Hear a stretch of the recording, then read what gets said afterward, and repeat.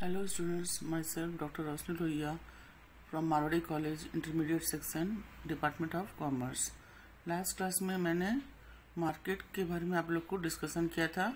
आज उसके आगे नया टॉपिक स्टार्ट करेंगे, कॉन्सेप्ट ऑफ मार्केटिंग।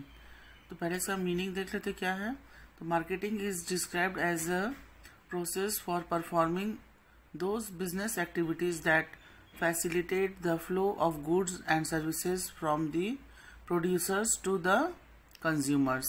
सब मतलब ये हुआ कि ऐसी सभी क्रियाएं, बिजनेस एक्टिविटीज जो गुड्स एंड सर्विसेज को प्रोड्यूसर्स से लेके कंज्यूमर तक पहुंचाने में जो भी क्रियाएं होती है उसे हम लोग मार्केटिंग कहते हैं। इसमें बहुत सारे एक्टिविटीज को शामिल किया गया है।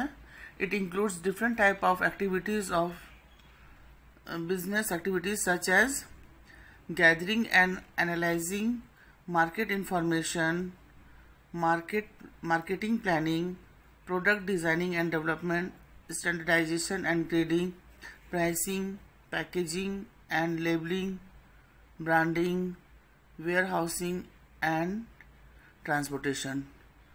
इसमें बहुत सारी क्रियाएं जो शामिल है, जो प्रोडक्ट या गुड्स एंड सर्विसेज को प्रोड्यूसर से लेके कंज्यूमर तक पहुंचाने में बहुत सारी क्रियाएं शामिल है। वो क्रियाएं इस प्रकार है, जैसे कि कोई भी प्रोडक्ट का क्या डिमांड है उसका इंफॉर्मेशन हम लोग मार्केट के द्वारा गैदर करते हैं और उसको फिर विश्लेषण करते हैं, एनालाइज करते हैं और ये इंफॉर्मेशन हम लोग प्रोड्यूसर तक पहुंचाते हैं। फिर है मार्केटिंग प्लानिंग। इसके अंतर्गत हम लोग प्लानिंग करते हैं कि मार्केटिंग में क्या डिमांड है, उस प्रोडक्ट का हम लोग प्लानिंग करते हैं कि उस प्रोडक्ट को प्लानिंग करते हैं कि उसको निर्माण किया जाए और उसे कब तक मार्केट में पहुंचाया जाए।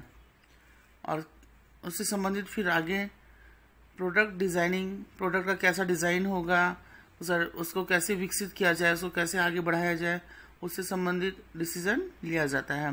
फिर है प्रोडक्ट का स्टैंडर्डाइजेशन एंड ग्रेडिंग, यानी कि प्रोडक्ट का क्या क्वालिटी होगा, किस क्वांटिटी में हम लोग बनाएंगे, उसका ग्रेडिंग उसका क्या होगा, किस ग्रेड का बनाएंगे, किस क्वालिटी का बनाएंगे, वो सब हम लोग निश्चित करते हैं। नेक्स्ट है कि उसकी प्राइस क्या होगी। प्राइस बहुत ज़्यादा भी नहीं होना चाहिए, उचित होना चाहिए ताकि कस्टमर उसको ले सके।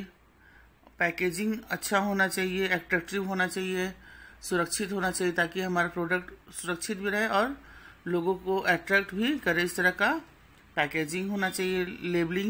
लेबलिंग का अर्थ हो गया कि उसके ऊपर क्या प्रोडक्ट है, उसके ऊपर हम लोग प्रोडक्ट पैक होने के बाद अंदर क्या सारा डिटेल लेबलिंग के द्वारा हम लोग लगा करके कोई भी जान सकता है कि उसके अंदर कितनी क्वांटिटी में है, किस कलर का है, क्या उसका इंग्रेडिएंट है या क्या साइज है, क्या किस तरह का है लेबल, या क्या कब मैन्युफैक्चरिंग हुआ है, कब इसका अगर एक्सपायरी की ज़रूरत होगी तो एक्सपायरी डेट मेंटेन किया जाता है। तो लेबलिंग में बहुत कुछ हम लोग मेंशन करना होता है, प्राइस वगैरह भी रहता है इसमें, एक्सेट्रा। लेबलिंग में हम लोग लेबलिंग का काम करते हैं। फिर है ब्रांडिंग, कि अगर हमारा ब्रांड से ही हमारा पहचान होता है कि हमारे प्रोडक्ट को लोग जानते हैं कि हाँ को किस ब्रांड का प्रोडक्ट को परचेज करना है, तो हम लोग ब्रांडिंग अपना एक बना करके उसमें लगाया जाता है।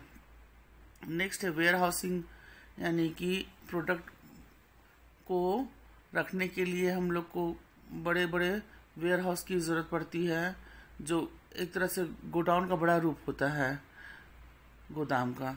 तो वेयर हाउस में रॉ मटेरियल भी रखा जाता है और अर्धनिर्मित माल या जो वर्क इन प्रोसेस होता है उसका भी गुड्स रखते हैं, या फिनिश गुड्स भी रखा जाता है। और वेयर हाउसिंग से हम लोग देखते हैं कि ईजिली प्रोडक्ट कहीं भी आ जा सके, तो ट्रांसपोर्टेशन का ज़रूरत होता है उसके लिए। तो ट्रांसपोर्टेशन का भी इसमें एक्टिविटी इंक्लूड होता है, शामिल होता है। तो वेयर हाउसिंग एंड ट्रांसपोर्टेशन और भी बहुत सारे जो भी क्रियाएं इसमें हैं, एडवर्टाइजमेंट वगैरह भी होता है, एट्सेट्रा, इसमें इंक्लूड किया जाता है। नेक्स्ट देखेंगे हम लोग इसमें डेफिनेशन देखेंगे फिलिप कॉटलर के द्वारा। अकॉर्डिंग टू फिलिप कॉटलर क्या है डेफिनेशन मार्केटिंग का। तो marketing is a social process by which individuals and groups obtain what they need and want through creating, offering and freely exchanging products and services of value with others.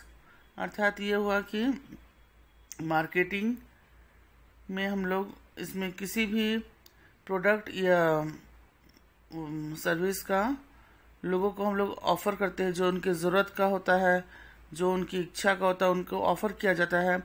इस तरह का उनको offer करेंगे कि वो प्रस्ताव देंगे, यानी कि जो ताकि वो उसको आसानी से ले सके और उनका वैल्यू पे कर सके। इस तरह का प्राइस रखेंगे कि उसको उस वस्तु का उसको ज़रूरत भी होगा और उसे वो लेना पसंद करेंगे और उसके लिए पेमेंट भी करेंगे कस्टमर।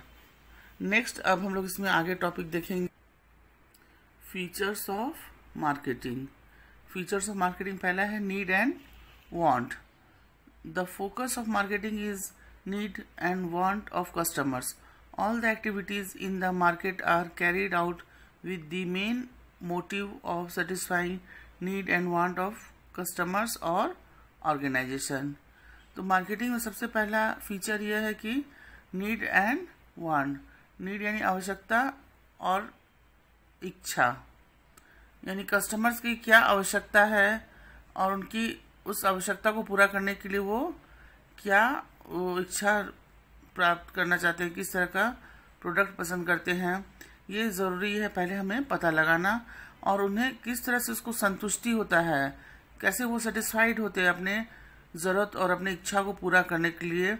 ये मेन हमारा मोटिव है कि हम लोग ध्यान में रखें अपने कस्टमर्स के नीड एंड वांट को और उन्हें कैसे संतुष्ट किया जाए, अपने कस्टमर्स या ऑर्गेनाइजेशन का संतुष्ट कैसे वो हो, उनको ध्यान में रख करके हम लोग प्रोडक्ट का निर्माण करते हैं। नेक्स्ट है क्रिएटिंग अ मार्केट ऑफरिंग। इसमें है market offering means offering a product और services by specifying its features, shape, size, colour etcetera.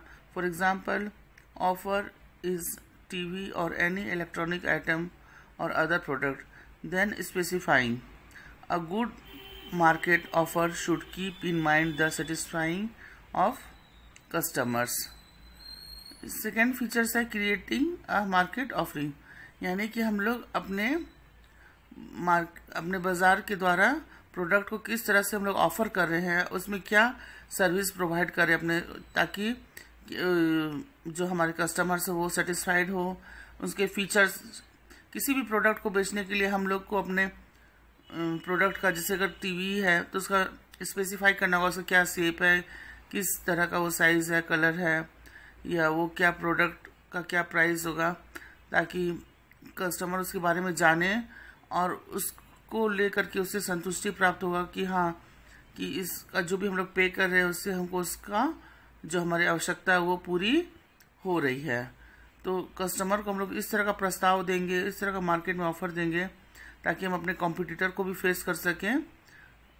जो भी हमारा प्रोडक्ट है उसको अपने कॉम्पिटिटर से अच्छा रखना होगा, प्राइस भी उचित रखना होगा ताकि कस्टमर्स हमारे प्रोडक्ट को लेकर के सेटिस्फाई हो सके। नेक्स्ट है consumer value. Customer is ready to give a price for the product only when he gets satisfying or only when product is offering utilize matching to the price. Marketeer must add to the value of product so that customers prefer your product over the competitor.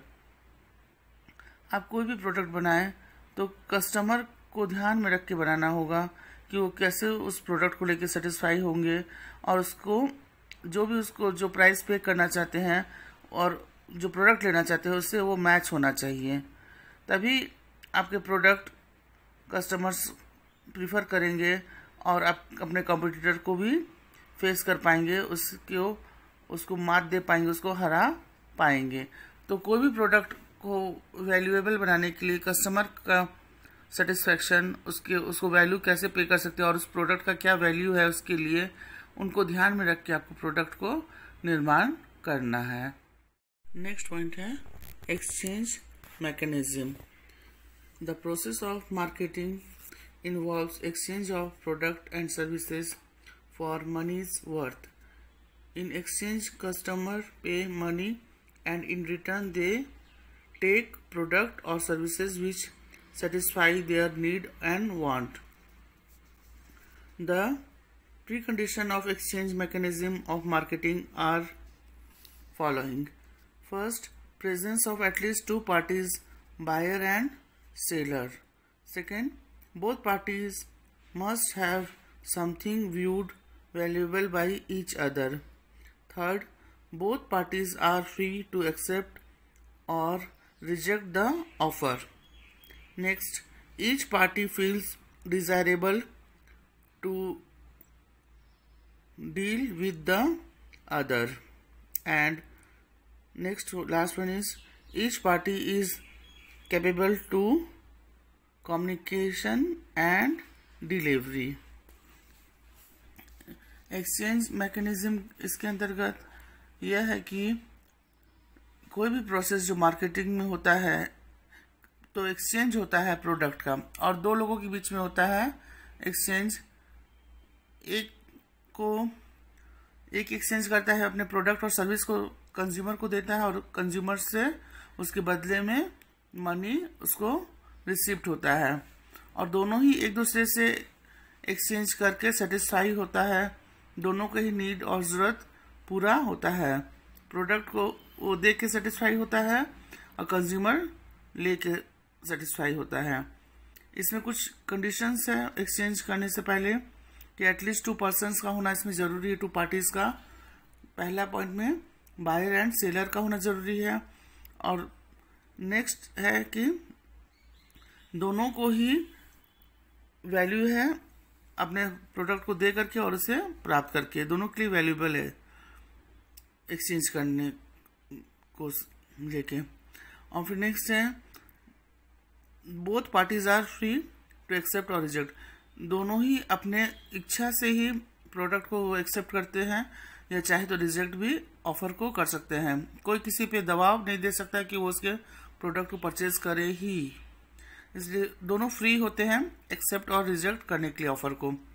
Next है each party feels desirable to deal with the other, वो अपनी इच्छा से ही और उनको जब जरूरत होता तभी वो डील करते हैं। नेक्स्ट है लास्ट की दोनों ही पार्टी दोनों के बीच कम्युनिकेशन होना जरूरी है और कम्युनिकेट करके ही वो एक दूसरे को अपने सर्विस को डिलीवर करते हैं और उसके बदले में मनी रिसीव करते हैं। Thank you students. फिर नेक्स्ट टॉपिक में फिर आपके सामने बहुत जल्दी हम फिर आएंगे।